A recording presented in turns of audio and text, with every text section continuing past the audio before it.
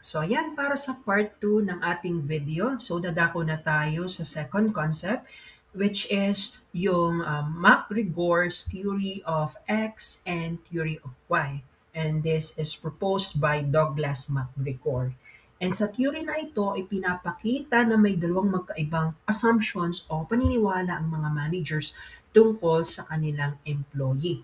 So una is yung theory of X.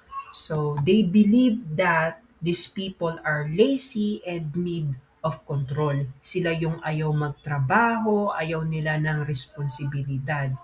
And dahil dito, naniniwala yung manager na kailangan ng strict supervision, kailangan ng close monitoring, and kailangan ng control in order to produce results. And naniniwala sila sa assumption na ito yung mga may mababang motivation and kailangan na direction from the management. That's why gumagamit ng authoritarian leadership where instructions are very clear and employees are expected to simply follow orders.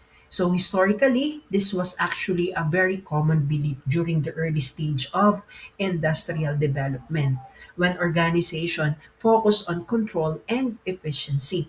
So however, if employees are too controlled or hindi sila nabibigyan ng autonomy, it can make or it can sometimes lead to low motivation, resistance, or hindi sila nakikipag-engage sa workplace. And on the other hand, nandito naman yung theory of why. So this presents more positive view of employees. So kaya nakakitaan sila ng motivated, responsible, and with self-direction.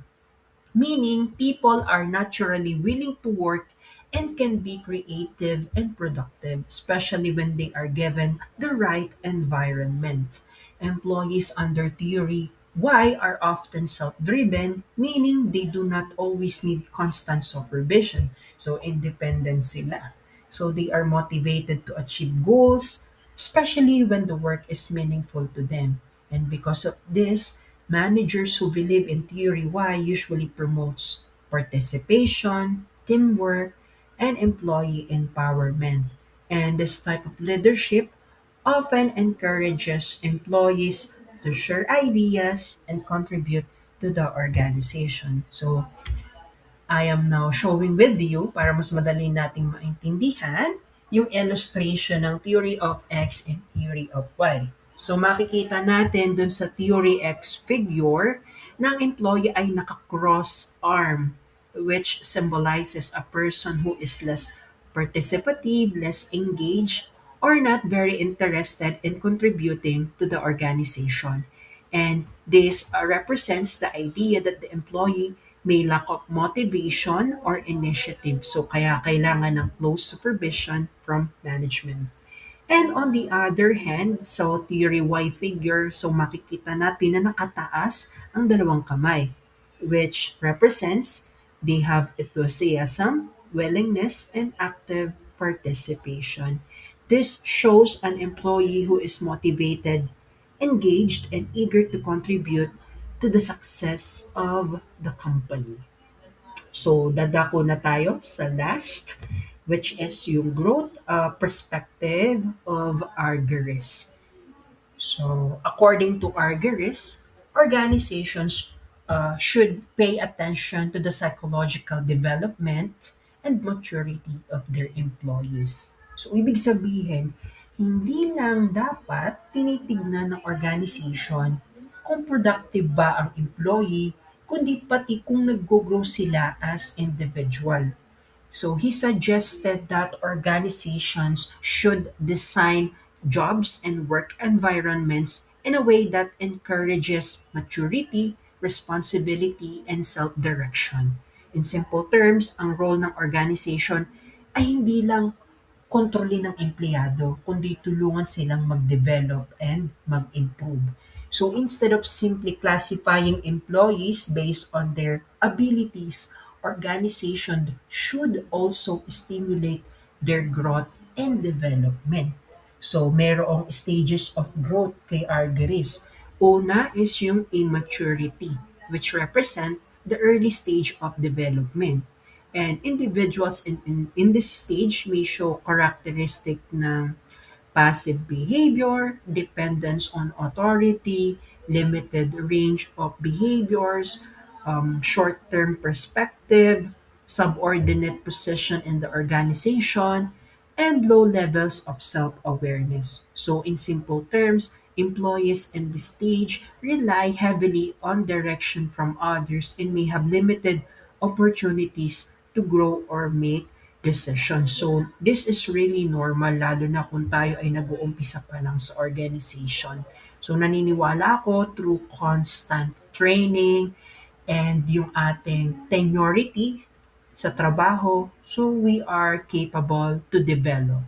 So on the second is yung maturity growth, which is fully developed state.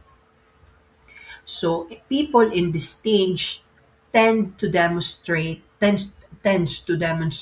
active behavior, merong independence, broader range of skills and behaviors, long-term perspective, and equal or sometimes leadership roles in the organization. So, and the last thing is strong self-awareness and self-control. So, ibig sabihin, ang matured employee ay more confident, responsible, and capable of making decision. So, alam na nila because they are well-trained and matagal na sila sa company. So, for simple, real-life explanation, so ang main idea ni Argyris ay ganito. Kapag ang organization ay sobrang controlling and restrictive, employees may remain in the immaturity stage. So that's also another factor. But if the organization encourages participation, responsibility, and development, employees can gradually grow toward maturity. So according to Argyris, growth perspective, organizations should create an environment that supports employees' growth, independence, and personal development. And because of this, it also leads to performance and organizational success. So, yun yung ating mga pinag-aralan na theory. And thank you so much for listening. And hopefully that I will be uploading the next topic. So, which is the modern modern organizational theory. So that's all for today. Good luck, future psychometricians.